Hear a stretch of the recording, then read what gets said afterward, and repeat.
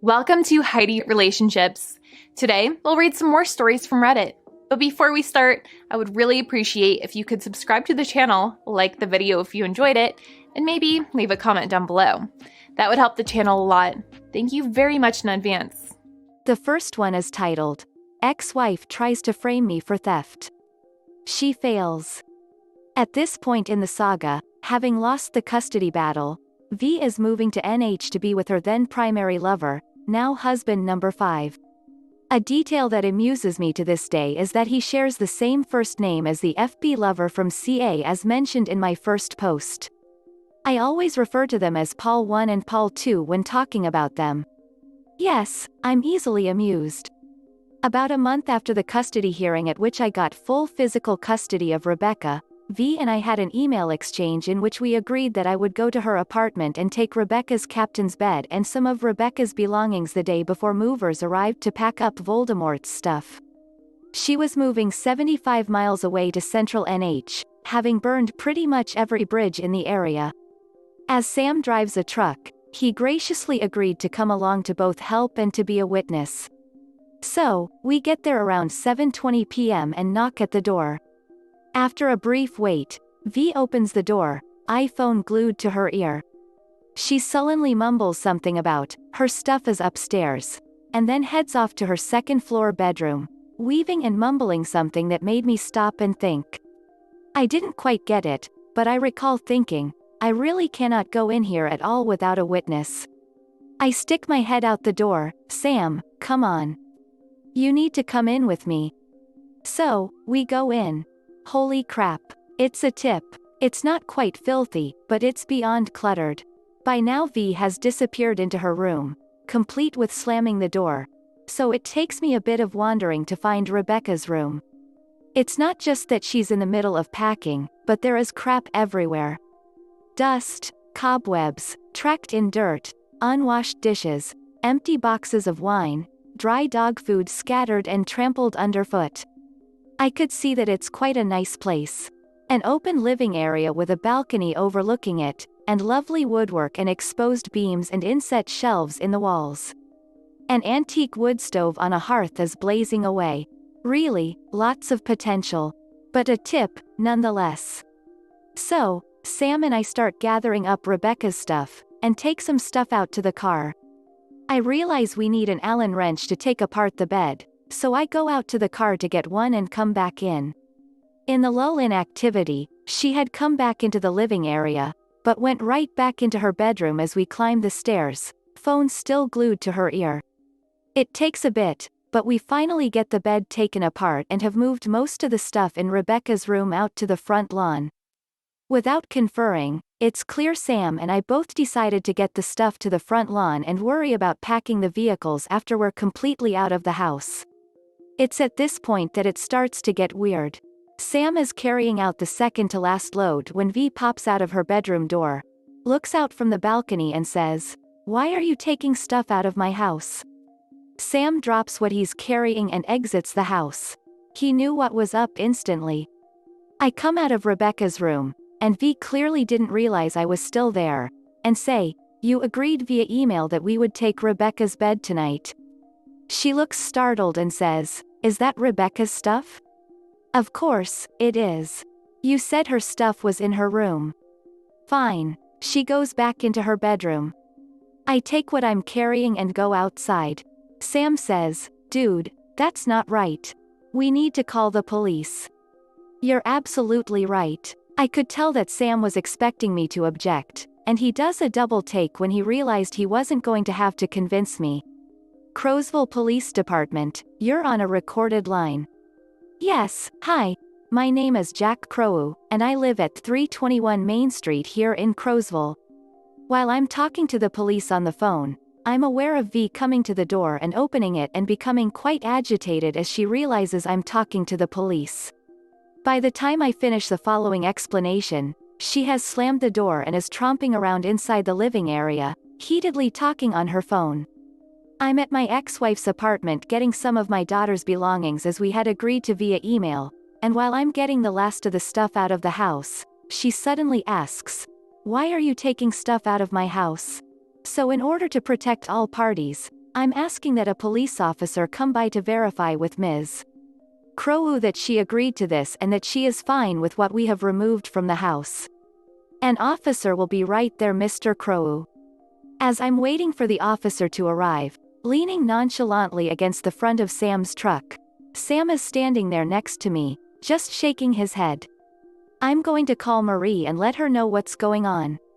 Right about here, V throws open the front door, muttering something about having not gotten all of Rebecca's stuff, and proceeds to deposit another laundry basket piled high with clothes and other items on the front stoop and then disappears back inside.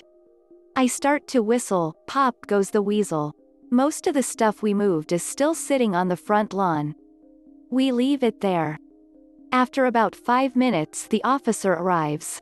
He steps out of the patrol SUV, and I slowly approach him, arm extended to shake his hand. Good evening, officer, I'm Jack Crow. Evening, Mr. Crow, Allie Johnson. We shake hands. I give him a brief explanation of the situation, and he comments that I was right to call him, and that he'll go speak to V. He's up there for about 2 minutes, and then he comes back down. You guys are good to go. We briefly chat with him, apologizing for having to get him involved, and he replies, no, you did the right thing. If a woman in MA says something bad about you and you've got stuff dangling between your legs, you're going to be in trouble.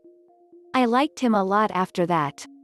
We start loading the rest of the stuff, and he asks, how much more is in the house?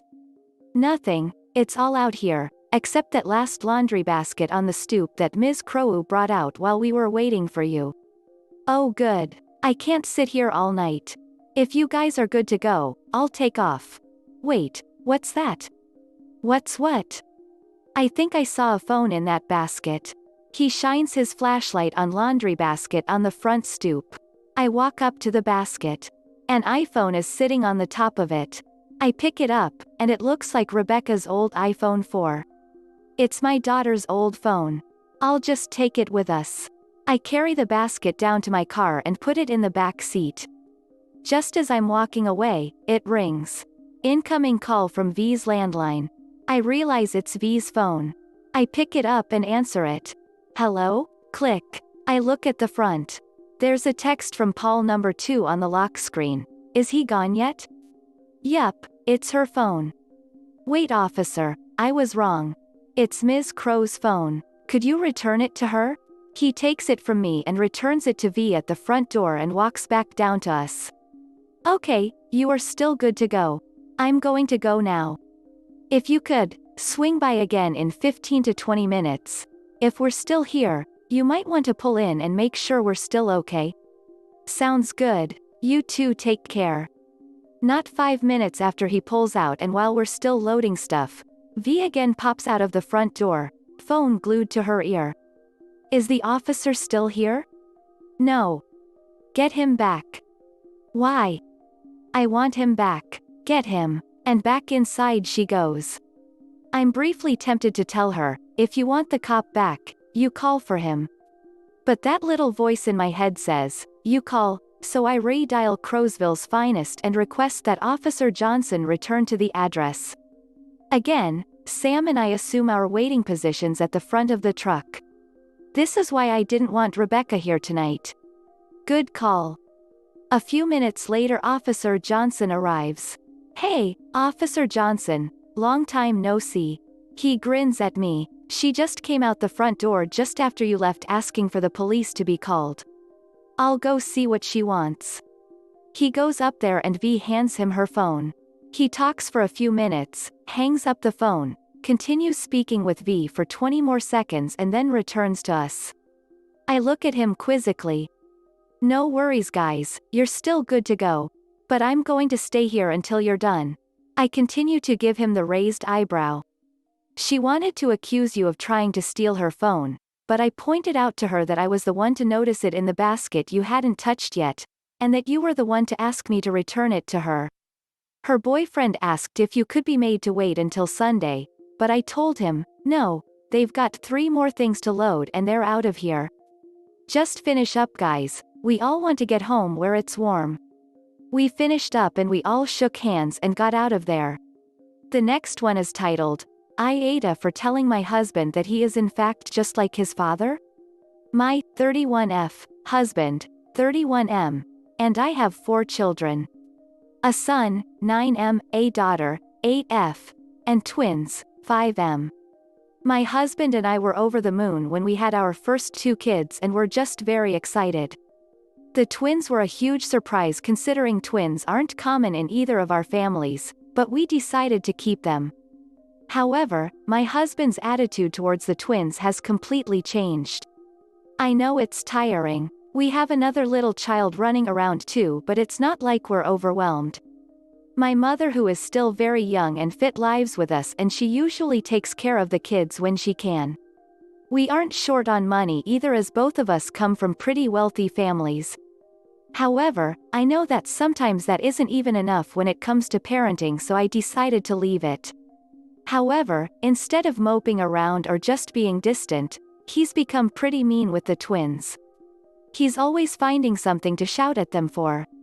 I crap you not, he shouts at them for being identical as if they purposely planned it. Plus he's the perfect dad with my older children, he only acts weird with the twins. I had enough yesterday when my youngest asked me why dad hates him and whether I want him to disappear too. There is absolutely no way a little kid would lie about something like this. I don't think he has the mental ability to make up things like that either. I was furious and confronted my husband, who was sound asleep in the bedroom. I asked him what his ducking problem was and why he was being in butthole. He was confused, so I explained. He then accused my son of lying and saying nonsense. Obviously, I didn't believe him and told him that he was exactly like his father. He got pissed and left the house. I don't know where he went, and honestly I don't give a crap. Side note. Husband's father was, in short, a piece of crap. Very absent and cheated on his wife a lot. My husband vowed to never be like him and gets very heated at the mention of his dad. Anyways, my mother, who heard the whole thing go down, told me that I did the right thing by shouting at him, but I should not have mentioned his father. My sister, who I called later, said the same and told me to make a post on here just to see. So, am I the butthole for telling my husband that he is exactly like his dick of a father? A user in the comments said, NTA. I'm sorry. I encourage you to keep being advocate for your twins, and if he is saying things like that around them, maybe limit their one-on-one time with dad. Crap like that is so damaging to kids. And they're not too young to understand, as you pointed out. They know they're being treated differently. Whatever you do, don't subject them to someone who is unkind to them constantly. Good luck. Another user said, you need to protect your twins. Your husband may not have said that he hated them or that he should disappear. Your husband is showing that in his actions. By shouting at them, by being mean to them, but being all loving with the older two, he is showing that he doesn't like them. He is showing that he doesn't want them around. He is being abusive. Maybe being compared to his father will give him the kick in the pants that he needs to realize that he is treating the children different. He needs to go get help. He needs to find a therapist to help him work through what about the twins he is struggling with and how to overcome it and be a father to all of his children. And you need to continue to hold him accountable to his behavior. As for the twins, you need to keep a special eye on them. They are internalizing his treatment of them. They could act out, be extra aggressive, or they could be shunning other people because they are scared that that person won't like them, so they are protecting their hearts. If you are seeing behavior that is different than what you saw with the first two, be their advocate and get them the help they need. Maybe even have them talk to a children's therapist. Your older two might also start treating them meanly too, because if dad is treating them like that, why cannot they? NTA. The next one is titled, Update. I Ada for telling my husband that he is in fact just like his father? So, I'm posting on here because some of the things I'm going to talk about may not be allowed on IATA. Also, it's probably too early to update on there. So, first things first, I would like to thank all of you for your input. I read every single reply and have taken all your words into consideration. Secondly, I would like to clarify a few things. When I said that my husband and I decided to keep the twins, I meant that we had to think long and hard about me giving birth to them. My first 2 pregnancies had a lot of complications, and according to the doctor, twins would be worse. Ultimately, we both decided that we would keep the kids and pray to God that I would be fine. It was tough, I almost passed, but I survived. I had mentioned my husband's behavior before, and he always told me that I was overanalyzing him or overreacting. According to him, I was doing too much. I actually thought I was going crazy and felt like a witch for thinking my husband was mistreating the twins. However, my son's face showed me that I was right the whole time, and I should not have let it to go on as much as I did. And I blew up on him. Yes, I said it to hurt him, but I also said it because I hoped that he would realize that he is turning into a dick of a man just like his father. Now on to the update. So, a few hours after I made the post, my husband messaged me saying that he was sorry for leaving the house abruptly and shouting etc. I first asked him where he was, and he said that he was at his brother's house. I told him to get comfortable because there was no way he was coming back home. I then asked him if we could meet later, and he said sure. So, the next morning I went over to his brother's house, and we talked. And honestly, I'm numb. I'm going to keep this as short as possible, so I'll skip over the irrelevant stuff. So first I apologized for comparing him to his father, not for shouting at him but for the comparison, and he said it was fine. He apologized as well. Then I asked him why he was so mean to the twins. It took some time for him to tell me the truth, but he spilled. Like many of you suggested, he said that he felt like they weren't his children. Apparently, the kids don't look or act like him and he got bad vibes from them.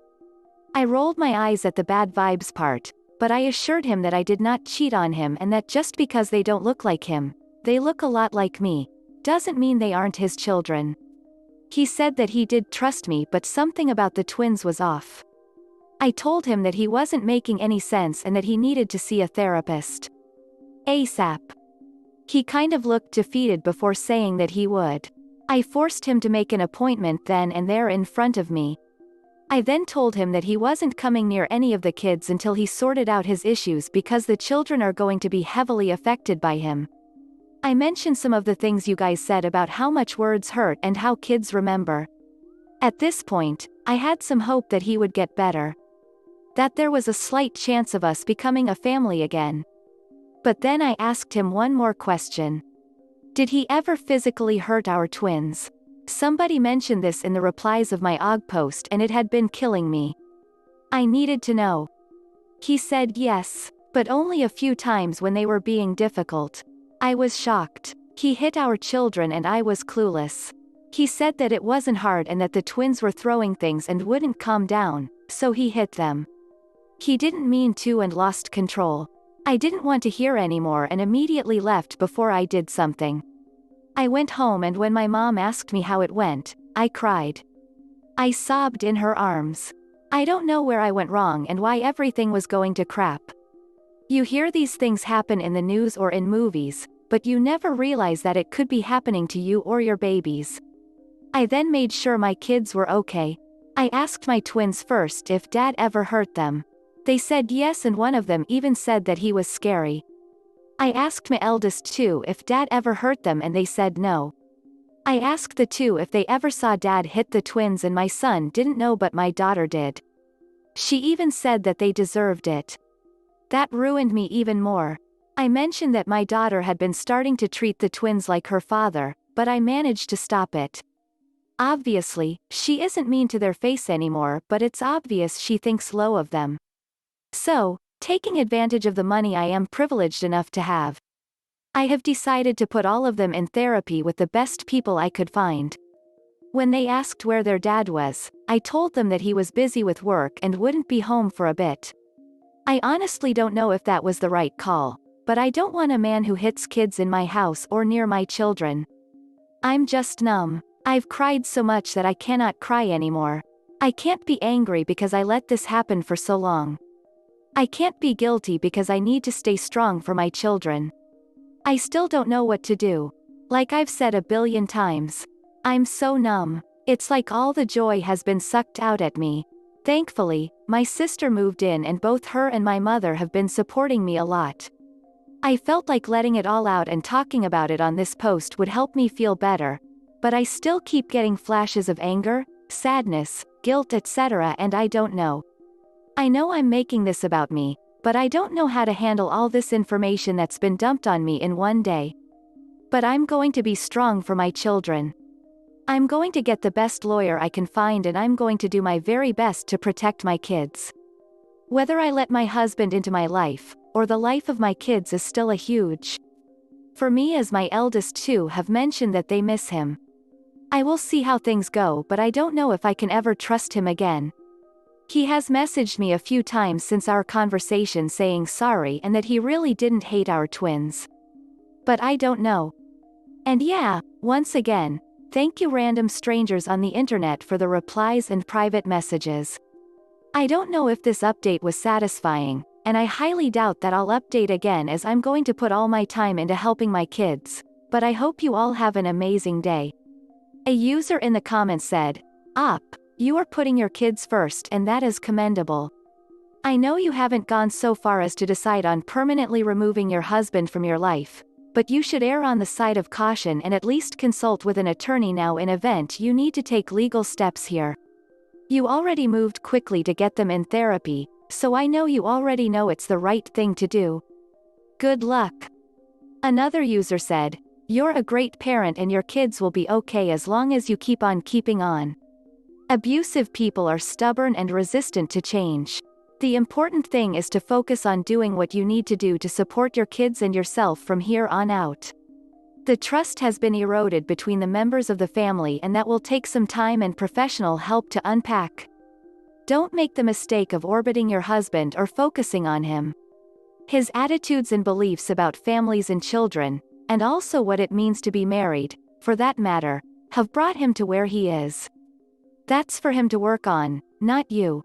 He is not entitled to your attention when your resources belong, rightly, to the kids. I feel for you, I have to try and co-parent with an abusive man. He's my ex though, and it's tough, but it can be done. My current husband's father is a crap person too, and my husband talks openly and frequently about his insecurities and worries parenting our kids, reads books on toxic parenting, does exercises designed to help him recognize and work on himself, etc. And has done so for years. If he laid a finger on any of our children, he'd be out on his ass before he could catch a breath, and the same goes for the emotional abuse as well. Well done, Take the support and look at some therapy for yourself too if you're not getting that already. This is the end of the video. I hope you enjoyed the relationship stories. Please don't forget to subscribe to the channel, like the video and write a comment. I really appreciate your support and it helps my channel so much. Thank you.